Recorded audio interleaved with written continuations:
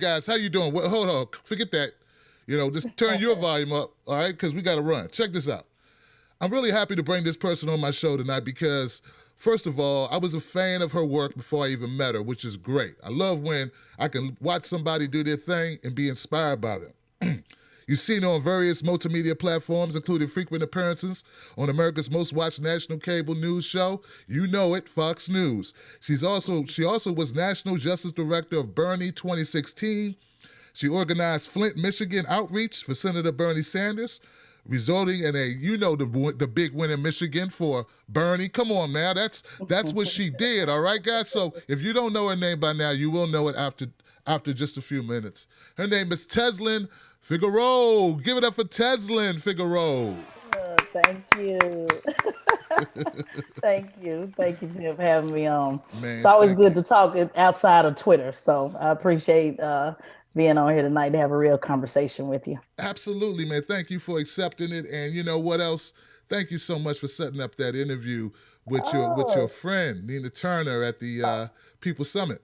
oh, no problem. I thought it was important. We had a chance to check out, what you did for her, and I'm always pushing me on my own communications company. Always trying to push African American media. I don't think there's enough of us out there that gives us an opportunity to get on this mic. So certainly was glad to do that anytime. No doubt, no doubt. Yeah, and I noticed because as I was reading your bio, I remember where I first saw you. A couple of high profile cases. You were like on the spot, like right there, getting the news. How'd you do that? What's up with that? Just kind of fell into it. Well, I won't say fell into it, but Attorney Benjamin Crump from Florida. I lived in Florida, Orlando, Florida, for quite a while, but we didn't hook up until I went to Oklahoma City. I was living next door to the police officer that was accused of raping 13 Black women. And as I was there during a temporary time on my way back to Texas, I noticed there was no national attention on the case. And so what people don't understand about that case, and I won't go into a long, winded thing about it, but what they don't understand is I was actually living next door, literally, to that police station. So every time I will pull out, police officers will pull behind me. So it was really easy for me to be a Sandra Bland or anyone else that could have been pulled over, like what we see what happened to the sister today in Seattle. Because when you come out and you make that type of push to challenge authority, in particular police authority, it certainly wasn't easy. But when you're called to do certain things, it's not about doing what's easy, it's about doing what's right. So the local attorneys were not really pushing it on the national level. I did reach out to them, ask, why are we not talking about this case on the national level? And they frankly said just point blank that it wasn't something that they wanted to do. There were local organizers talking about it at the time, but I was the one that went and asked Attorney Crump to come in. And so it resulted with a lot of the ladies and the key person firing their current attorney and rehiring Benjamin Crump. And what people don't understand, because I know a lot of people hate on Benjamin Crump, but what they don't understand is he is this century's Johnny Cochran as far as how to use the media to bring attention to cases. A lot of people say, well, he's lost case. But first of all, he didn't lose Trayvon Martin.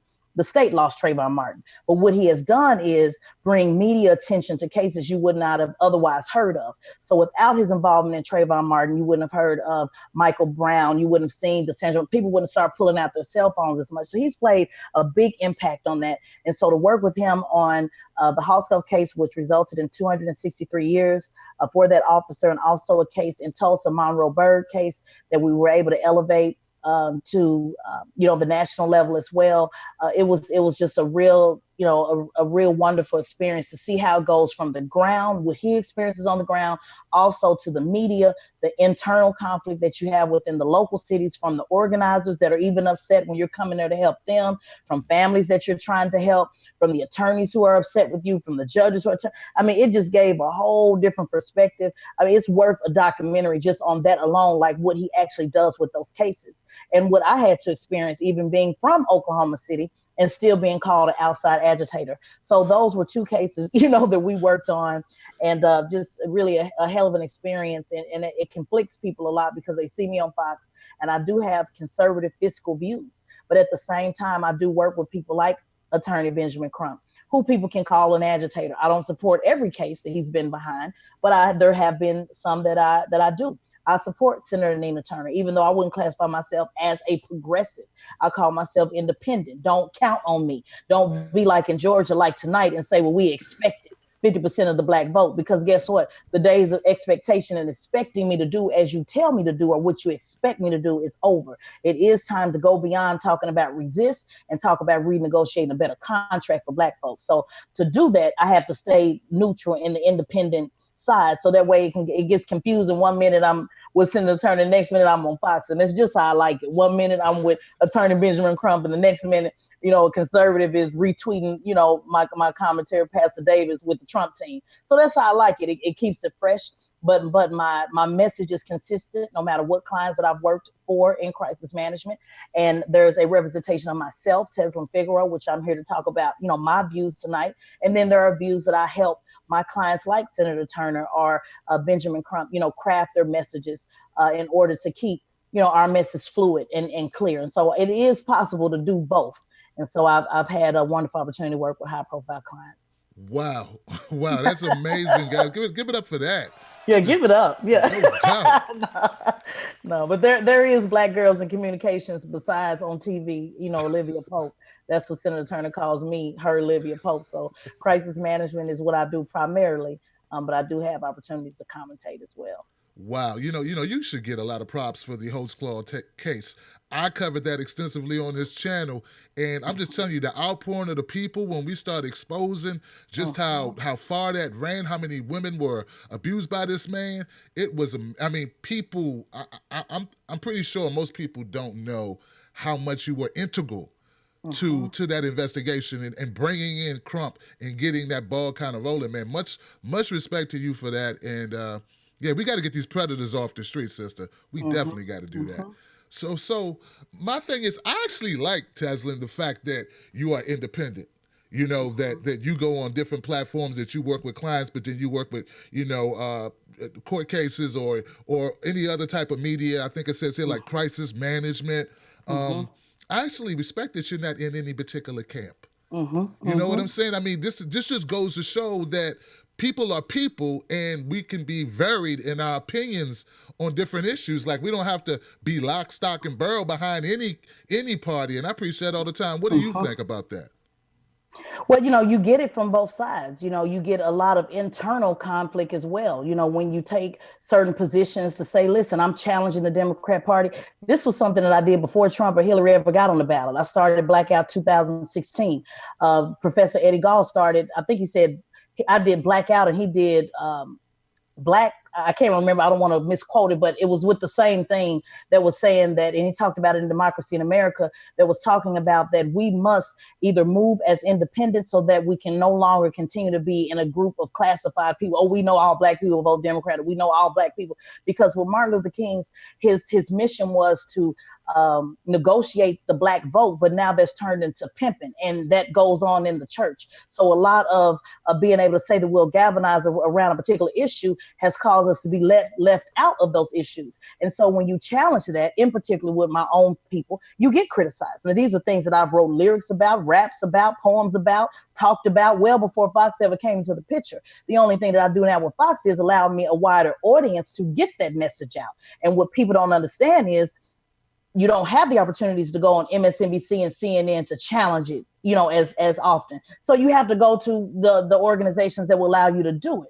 And so you hear people say, well, why would you be over there with Fox? Well, why not be over there talking to 5-10 million people? As long as my message gets out, it's the last word. So you deal with more internal hate from Democrats. You deal with especially a lot of internal hate from your own people who don't get it, who don't understand that all Black people are not willing just to lay down, bend over, and take it and be left in a wet spot. Some of us actually do want a better contract. I am an award-winning business owner. I do know what it means to put several hundred people to work. I have put people to work from the hood. I have gave people second chances, third, fourth, fifth chances. I put my dollar behind my words. And so in order to say that and have that type of position, it makes me stronger, in my voice. And so because of that, you get it a lot on every end. And so you just have to remain to be consistent. in what you believe. And so if it's me preaching to myself or Senator Turner, telling her continue to stay firm, some people will get it, some never will. Just like with Moses, we don't have 40 years to walk around in the desert and wait on you to get it, Tim. Either you're going to get it, you're going to move forward,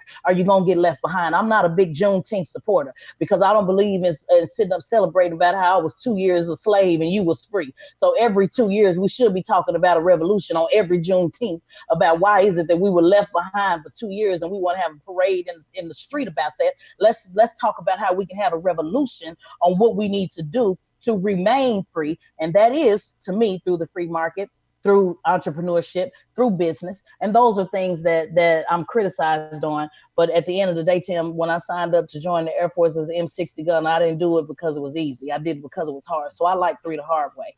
So we'll just keep pressing it on that way. That's the thing. The thing that gets me is that, okay, so like I only have one agenda on my show, Tezlyn, and that agenda is I try to make that crystal clear to everybody who tunes in and all my guests. My only agenda is making sure that black folks stop giving Democratic Party their vote without even looking around to see what else is out there. We got to start getting something for our vote. And look, that's not just good for black folks, that's good for all folks, because as long as the Democrats can say we got the blacks in our pocket, they don't have to change shit, Tezlyn. You said you asked me could because you damn well I started for you. So like if we don't, you get what I'm saying, Tez? Like if they feel that they get 90% of our votes, then what's their incentive for actually doing policies that benefit black folks and all folks? They can kind of stay like we know we got that.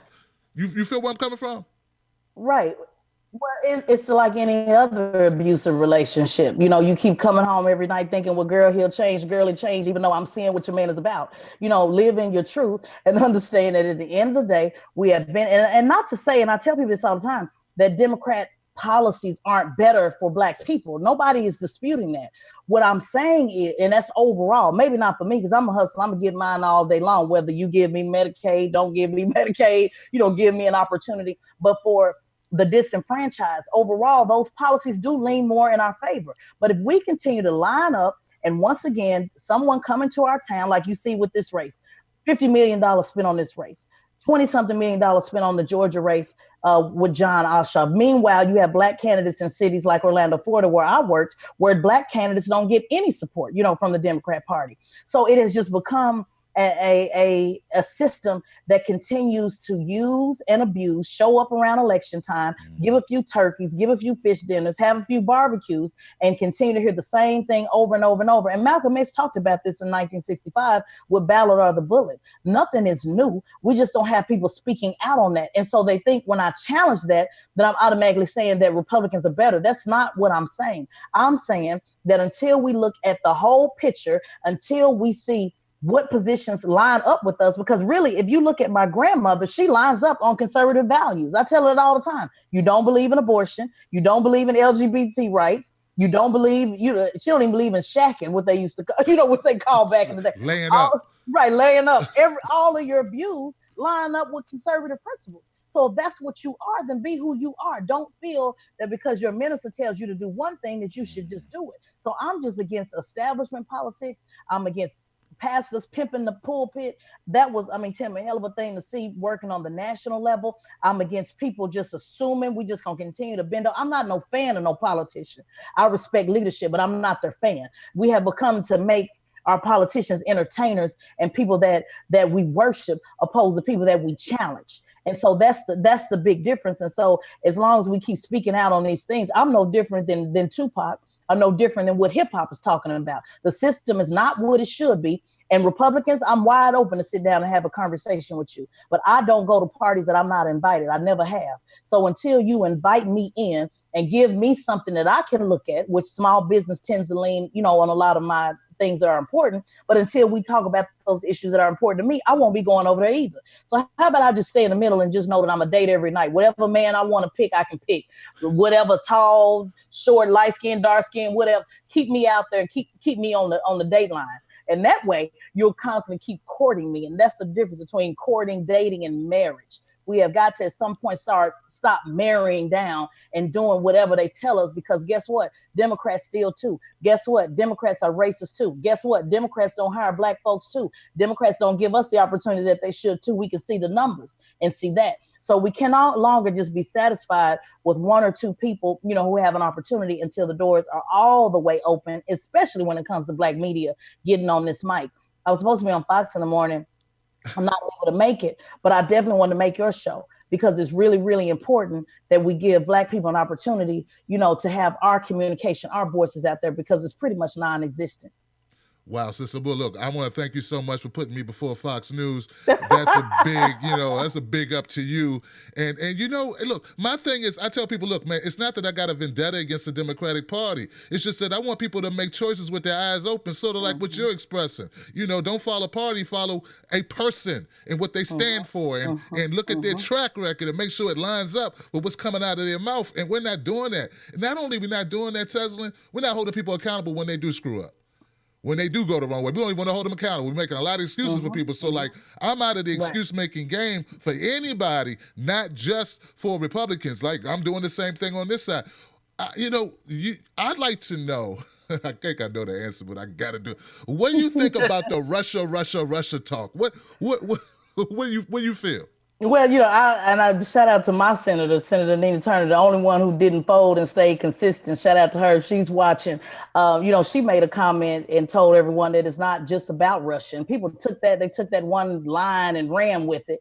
What she was saying is there's other things that need to be talked about. Let's talk about the war on drugs that locked up half of my generation in the 90s when I grew up. Let's talk about that. That's being reintroduced. And so I want to say, and this hasn't been put out there, but I say all the time, Trump is no fool. I know it seems as if he's crazy and wacko and whatever, and maybe he do get on one late night. Who's to say? But what I will say is that's the king of reality shows. And so what he has done to me is being able to create a constant distraction that has black people in particular, and I'm speaking to my people, so if people don't like it, that's just too bad, but I want to give you something to think about. Now, what are the shows that we log on to? Love and Hip Hop, Empire, Housewives, Empire, anything that creates a drama, anything that creates reality. This is what he's pretty much doing, taking you through a reality show. So while black folks are so engaged in this reality, Trump this, Trump that, I've never seen so many politicals on my Facebook in all my life. But if I go back, something beautiful about the Facebook timeline. Let's go see what you were talking about last year and the year before that and the year before that. See, you go back, look at all mine since I've been on Facebook 2010. I'm talking about this game 24/7, 365 days a year. So what people have done is they've gotten into the entertainment of it all. And meanwhile, we have healthcare reform being changed. Meanwhile, the war on drugs is about to not only come back again, but even worse than what it was before by locking up people who are going to be found with a doobie in their bag. So these are the type of things that people are not talking about because they're so distracted in Trump with Russia. Now, just like everybody else, I'm sitting in front of the TV with popcorn and wine too. Everybody want to know who shot JR. So that's not, it is entertaining to watch. I mean, who ever saw, a president do foreign policy via tweet? So of course it's entertaining, but at the same time, we have to separate what is entertainment and what is engagement. We have to separate what is facts and what is fiction. We have to separate who's being bamboozled and who's being took. And so those are the things that we're not paying attention to. We're getting into the policies of the everyday things that are happening right under your nose because you're more caught up in trying to figure out who's going to do what on Love and Hip Hop. And that's what Trump has done, love and politics. He has created an entire reality show, a bubble, with meanwhile now major things are going on. And so it's not just Trump, it's the media that does this. So when Senator Turner said that all elected officials don't need to focus on Russia, I do believe there are some that are focused on Russia, but we don't know that because the media is only talking about Russia. Back to back to back to back shows. I watched MSNBC 24/7 because I like to give them the ratings. That's another thing. If you don't like me saying that Fox is America's most watched, then guess what? Go watch MSNBC and get the ratings so they can compete.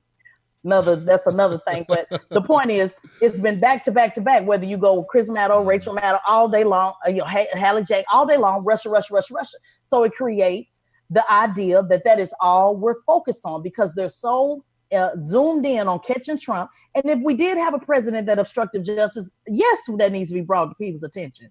But what I want to know is what's going to happen with this war on drugs is going to happen in the summertime. That, remember, Hillary Clinton said we were super predators. Remember, it was Bill Clinton that signed off on that crime bill.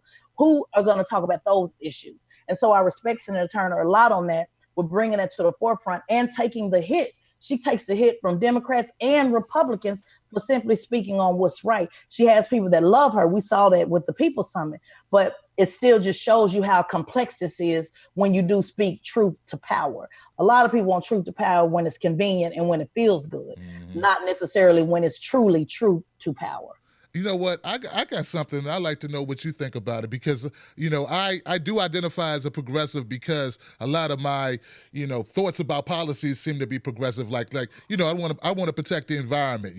I'm against fracking. I support getting rid of the failed antiquated drug laws.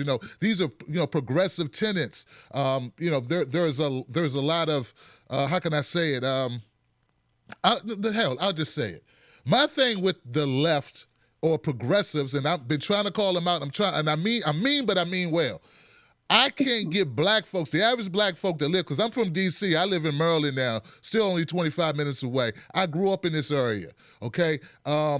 I can't talk to regular black folks when I take my kids to daycare, when I took my kid to school, and I meet the parents or the teachers or whatever about these issues and try to push them to the left. Because when they look at the left, they look at what progressives talk about, Tezlyn. They talking about WikiLeaks, they talking about Seth Rich, but they don't talk about shootings like Philando Castile. They want to, you know what I'm saying? So the black folks that I meet every day that we need to help push the Democratic Party to the left or to deal with issues that affect our communities, you're not interesting them when you talk about these issues. Like, they don't even know what a WikiLeaks is. Right. The average person don't know what the hell they don't know. Julian Assange, who got some sausages, who got some oranges. I don't know what Julian Orange Julius. They used to have that in the mall, right? Like, they don't even know about these things. And instead of so I've been making it my thing to tell progressives, guys, if you really want a revolution, keep talking about revolution, well, you're gonna need these black folks.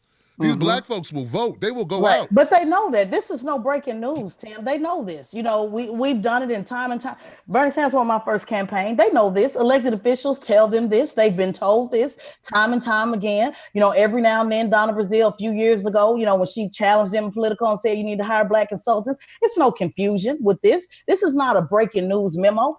They just simply don't do it because black elected officials are more focused on maintaining their seat and not pissing off the establishment, more so than saying we have to be involved in a process year around. I did a poem, Blackout 2016, that talked about, I see you don't make no noise on the national scene. So this ain't no confusion. That's why I'm trying to tell people the system is rigged, whether you like it or not. And at the end of the day, if black folks ain't showing up, it's because they haven't been invited to the party either. We've been expected to come just as a guest that we just know just gonna show up because you feel I'm so thirsty, I'm gonna show up for the Kool-Aid. You feel I'm so hungry, I'm gonna show up for the plate and take it out with the foil like we used to do back in the day. Everybody leaving with plates. But guess what? Black folks ain't just gonna show up no more. Let's use this race in Georgia for an example.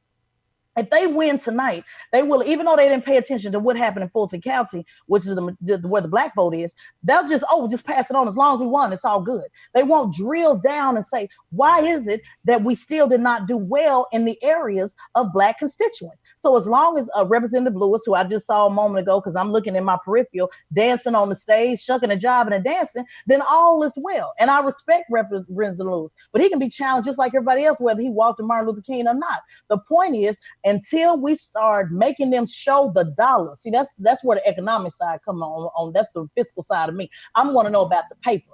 Who going to pay people? And this is not about racism. It's about what's real. 90% of black people, black and brown, I have Spanish in me and black. But at the end of the day, black and brown, particularly black, when we start drilling down the numbers, 90% of black women who vote for this party are not hired in key positions. If we are, it's always with outreach or to connect with someone else. They never want to put us in the communication area. You know why? Because that means that I have the voice or the power to be able to put the pen to the paper and get on this microphone. And see, that's what they fear of all, is that mic. Just like they fear Tupac with that mic. Of course, I saw the Tupac movie, but it's that mic that what people fear. So until we start getting into those types of conversations, how many progressives can you really talk to from school back to home? I want to know who's going to fund the Tim Black show, just like they fund white liberal shows to be all over the country. Those are the things, that we have to talk about. Black media is begging. Black print is begging for an opportunity. But when people are trying to run, because I work with the National Newspaper Association as well. But when people are trying to count a dollar to be able to keep their doors open, then now the newspapers have been silenced. Now the pastors have been silenced because all of them want mega churches. We saw that with the faith-based outreach. All of them want mega churches. So now they're silenced. So our leaders, if you will, are those who have access to push that message, have all been shut out. And so until we're putting people out of office and not just going along with the get along and say, oh, we don't want to say nothing because they black, or don't tear down black folk. No, until we say what it is and start putting in people, whether that's progressive, whether that's Republicans, whether that's Democrats, until you start putting in the real, you're going to get more of the same. And what I will say about Trump, whether you like him or not, he's been consistent. He's been the same one he was before. He's the same one he was during the campaign. And he's the same one now. So whether you like it or you don't like it, the thing I want people to pay attention to, look at the consistency. Now ask how many people have you put in office that have been consistent throughout their tenure. And so those who have not been consistent, even if they've been consistently wrong, I'd rather you be consistent. Malcolm X said he'd rather deal with the wolf than deal with the sheep. So I don't have no problem dealing with the wolf. I just want to know if you're the wolf or the sheep. And so it's getting real confusing with people who are out there claiming to represent me. And so, Tim, I'll wrap it up. But one thing that I don't like about, again, identifying identity politics, I think it's important that we identify as black, white, not this women of color. Yeah, that sounds good. But at the end of the day, a black woman's a black woman, not women of color. I know that make everybody feel all together, but I'm a black woman. I say black. Yeah, right. I'm Tim Black. Yeah, Tim Black. And I'm black, not African American. I wasn't born in Africa. I'm a black woman, and that's okay to be black. So I think identity politics are important to talk about our differences. But when I start saying, oh, I'm progressive, I don't know what does progressive mean? Does that mean moving forward? I move forward. I say on national TV, what your pastor will never say, what your elected official will never say. I'm pretty much going against all powers that be, talking about Hillary Clinton and then some. So apparently I don't have fear in my heart, but I don't know what the word progressive means or what left means. There's some things that I identify mostly left, but there are things like entrepreneurship, getting this paper, not being ashamed to get a check, not being ashamed to issue a check that I believe in. And I don't think we have to depend totally on government to do that. I don't think everything needs to come through a government grant. I don't think everything needs to come through, government building me up, because when they do, then you own me. There's a level of ownership that you have with whoever paid you. And so there has to be a balance. And so that's really the only issue that keeps me from saying I'm a progressive. The issue that keeps me from saying I'm a Republican is because, again, until I'm invited to the party, I don't show up. I hear you. But for me, like, people have different terminology for what progressive means, right? But for me, it just means a core set of principles. Like, I want to end these wars. I'm tired of people. Most of the people who go to, you're a veteran. Most people who go, they go for a career, or they go to college, and then we end up sending them to Afghanistan. We send them to Syria. For what purpose? That's what I guess we can kind of disagree, because guess what? If you don't want to go to war, don't sign up. Nobody made you get in the military, so if you go sign up, when I was in high school, we were going. I went and took the ASTAT or whatever. Yeah. I did that because I needed somewhere to go. Yeah, but see, that's the problem. If folks signing up with not the intention of going to war, then maybe they shouldn't sign up for the military. Go run track if you want to get a scholarship to college. Go play basketball. You met me. I can't run no damn track, Ted. Football maybe back in the day, you know what I'm saying? But ain't but see, that's low blow, Taz. That's where they get caught up in the game. Oh, I signed up to go to college. Oh no, you signed up to be a soldier. We ain't playing no games with you. And when I signed up, my recruiter told me, you gonna sign up to be an M60 gun a year, 23-pound weapon. Because if I'm gonna do it, I'm gonna do it for real. So again, that's kind of where I lean more right on some issues. Right. Sometimes we got to show up and knock on somebody's door. We can't just love through all of this, Tim. Some of this love ain't gonna change. We can send love here, send that. Sometimes we got to knock on somebody's door. So I believe in knocking on somebody's door. I believe that we got to say what we mean and mean what we say. And so there are, some wars that I would support. That's why I say I can't. It's like the left has turned to this hippie cult like kind of thing in a lot of ways, where it's just been, you saw it. I mean, let's keep it real. It's just been this, love everybody, hug everybody, the environment. And so I'm excited. I get so excited because I get to work with people who are in the movement and strong, like Senator Turner, and even being her director of communications. we have different things that we, agree on, and some Hmm. things we don't. And Right. I'm hoping I can bring that to the movement. There are people like me that will line up with you, but may not be across the board, multiple check down the board to say, okay, I'm for this, this, Yeah. this, this. And if I'm not for this, then I can't be a progressive. It just doesn't You work know that what? way. No, no, no. I could care less, man. As long as Yeah, you speak truthful and you mean right, what you say and you're passionate about it, this is real to right, you. I mean, we mhm, had these conversations. In fact, I don't think we should agree on everything anyway. I mean, right, what good is having two people if we all agree on the same stuff? We walk around with the same brain. I don't believe that at all. So, right. nah, nah. I mean, and plus, you're entitled to feel however you feel. I just know that in some of these communities where jobs are scarce, people That's need a true. way to feed themselves. And for some black folks, it's like jail or service or play basketball. Now everybody can rap. Now everybody can play basketball. So they looking for another way out. Oh, But no you doubt. you And feel that's me? and when I joined the military, I grew up in North Highlands, Oklahoma City, which was a blood territory, especially during the 90s. During that time,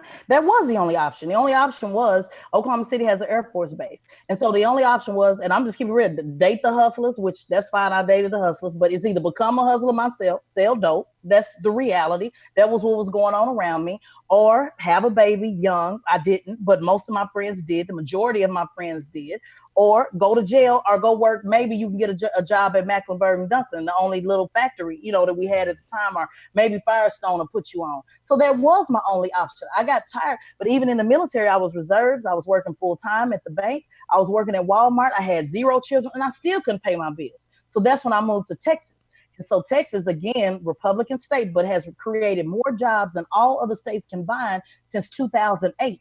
So the economy here is thriving. Republicans know how to put folks to work because they remove a lot of the regulations for business. Houston's one of the only cities in the country that doesn't have zoning. I mean, build wherever you want to. Now, it look crazy to have a pea shop. I know every time I say that, people say, yeah, you can have a pea shop next to Chase Bank, next to bean pies. But the idea is go for what you know is America. Build it, hustle, get it, make it happen. Make it And so work. that's it. And so here I know brothers straight out the penitentiary, because if you looked at my background, you see I've been in staffing. That's been my whole corporate career for over 15 years. And so I put people to work as a branch manager at Robert Half, the fifth largest staffing firm in the world. I was a branch manager at Adecco, the first largest staffing firm in the world. And I ran my own staffing firm, putting 300 people to work. So I get staffing. And in Texas, I've seen brothers come straight out the penitentiary walking into $15, $20 an hour jobs. That's not everywhere, but only in Texas because of the industrial industry. So there's a lot of those types of conversations, which is why I always get excited to have these longer shows than just a 2 minute, Oh you yeah. know, thing on Fox. But those are the kind of conversations that we're not having. I'm working on the Chicago 1000 project with Ray Lewis, Chicago 1000, Baltimore 1000. Next, we're doing Miami. We're going back to Baltimore with Dr. McCarthy, who I've known for years from Orlando. They're putting people to work with these programs every other month, thousands of people all over the country. And guess what? Ray Lewis leans towards the right side. Jim Brown, Republican. So when it comes down to it, who has helped me put people to work? It's been the Republicans. That's the bottom line. Mm. When we really talk about and I can only give you from my own view, but when I talk about in Orlando, Florida, and I wish somebody would challenge me, in Orlando, Florida, when it came down to who was going to issue me that contract, it was a Republican behind that pen. Now, when it came down to folks asking me who was going to volunteer for something for free, it was always a Democrat on the other side of the line. Now, that's just real. And when it come down to who gonna pay my bills, who gonna actually pay the invoice, it's been a Republican. When it come down to those who say, let me pay you on the back end, it's been a Democrat. So this is not to shun all Democrats and Republicans. I'm just giving you my view on what it's been from signing the front of the check. So, but yet they find budgets for galas and parties and award shows. But when it's time to pay somebody, everybody's all confused. And so those are the messages that the Progressive Party left is not talking about, yet everybody getting paid. Nobody talking about who going to get that dollar and who going to put somebody to work. And it doesn't take a government program to do it. It takes supporting Black businesses, even like myself. I hire people 10 straight out the pen with jail ID. Some of these brothers didn't even have ID cards, came straight out the pen. If it's people like me who don't have the the power to hire, then we don't get those opportunities. Right. Then yes, the military becomes an option. Yes, selling dope becomes an option because you don't have black contractors. You don't have black people who can actually hire black folks, not just black folks who can give people second chances. And then when I do give second chances, I can't never do enough for him. I'm laughing because he texted me right now. Somebody I gave a second chance 10 years ago. He said, you on Tim's show or you not on my show? Now I done gave the brother a job. I done put him on. I done put him in politics. And it still ain't enough. He listening. I know I'm not going to say his names. I'm not going to give him that shine, but he listening right now. So even on the side of when I do help, you're still never enough. So at some point, we're going to have to figure out, do you want me in this or do you not? And so those are the frustrations that I get on the business side. Let's talk about these NBA contracts. I had a contract with the NBA.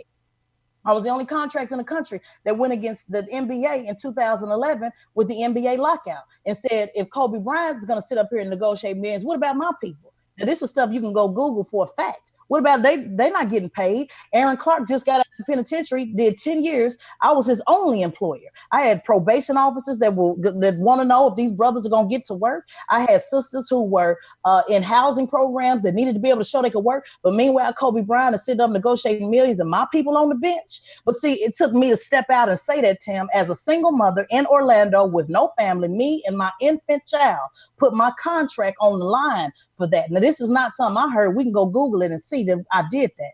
So if you're not willing to take that type of risk, if your leader not willing to take that type of risk, then you don't have a leader, because I did it all unelected and didn't no politician hook me up with NAN contract. I'm saying NAN, not none, but NAN, like in the hood. They ain't hooked me up with nothing. I went and hustled and got it on my own. And so when it was time, when healthcare reform actually stopped my business, because healthcare reform put me out the game. So those are the things that people don't talk about. So these same brothers that were laid off then in 2013, they still call me now, haven't been hired since. So we're going to talk about, the only option is to go to the military. Well, let's talk about creating some other options with job creation. And that starts with black folks getting business opportunities. And then black folks, guess what? I'm looking directly to you. It started with paying folk on time.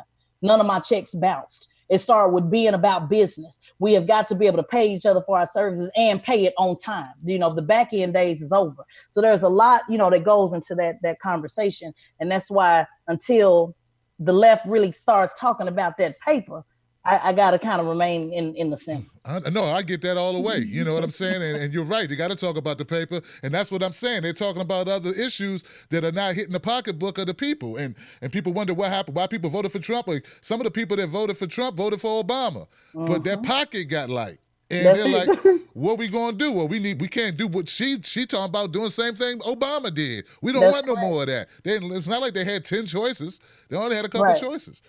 So they said stay at home, and that's the bottom line. And I'm saying no different than every rapper. We went and did the Breakfast Club, and Charlamagne said, I want to know what it is to talk to a black Republican. I said, you talk to them all the time. Every rapper in America with a top 10 song is a black Republican. They believe in the right to carry arms. They don't pay no taxes. They say, I'm going to ride around and get it. It's mine. I spend it. You say that you want to be in the 1%. You ain't got nothing but paper. So to me, every rapper in America is a Republican. And they want to give charity when they ready to give it, not because you told them to do it. So at the same time, those are Republican views. See, we get so caught up and confused on what's view. Maybe we need to go take over the Republican Party if they line more up with hip hop. Wow. But let's be open to that conversation instead of just sitting up here just saying we over on one side when none of your views, all those views, is that not correct? All of those views line up with what hip hop is pushing. So yeah, I mean, look, I hadn't thought of that. I want to slide this in. I want to get your opinion about Philando Castile, because I did a couple videos on it, and the verdict. Were you shocked with the verdict when it turns out that there's going to be no charges, or there was an acquittal, I should say? Not at all.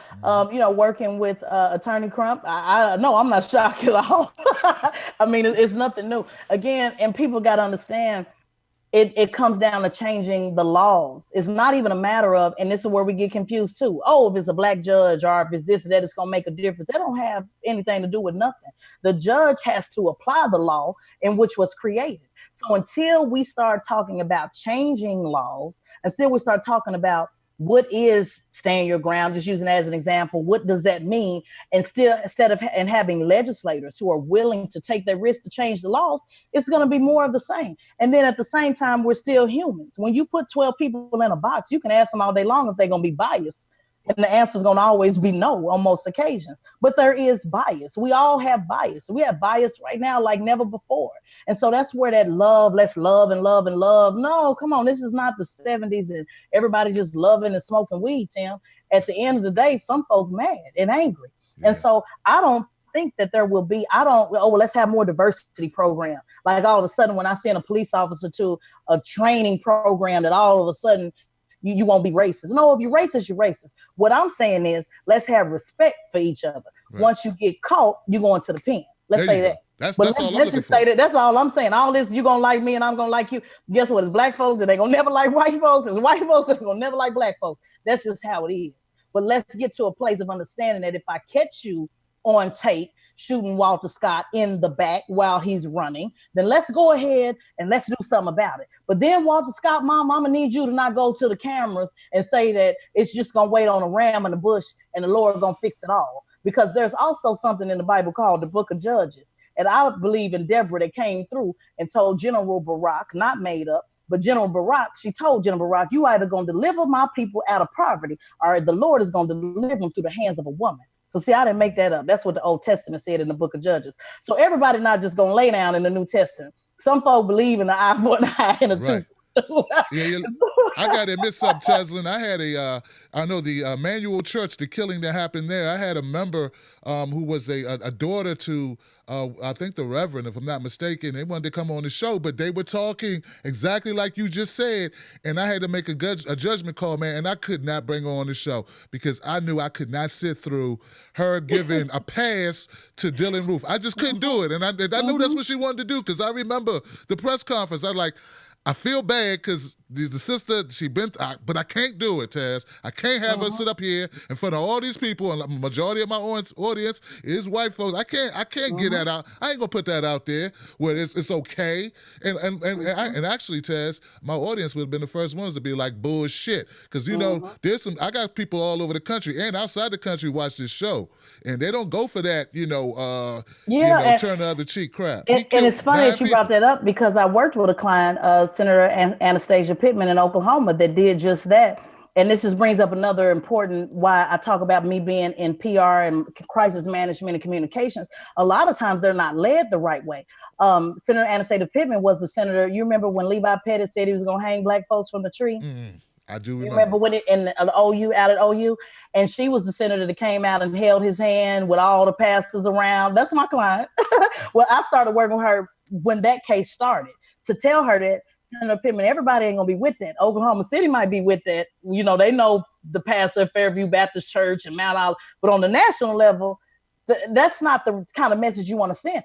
And she was very open. She's a Christian woman and forgave, but at least she was open. She's never stopped me from getting on the mic and even saying my opinion when it differs from her. But you know what PR firm was leading that with Levi Pettit? A white PR firm. Do you know what PR firm has worked with these cases, with a lot of these cases, particularly Walter Scott? I won't say his name because I don't want to drop no dimes, but it was a white man that led her to do that. It's a white guy that does a lot of these PR cases that run these families, and they're there to calm us and to send this calm message. So that's it. This game is deeper than what people think it is. And so if you hire me, then I'm considered an agitator, because I don't want to cut a deal with the people internally, because you need an outside person to come in and say, no, we're not standing for this. Because these are relationships they still have to have with the DA, with the police chief, and so forth. But when I come in to bring attention to it, my own people fight me at the door. So that could be a show. We don't want to make no trouble now. Yeah, we don't want no trouble.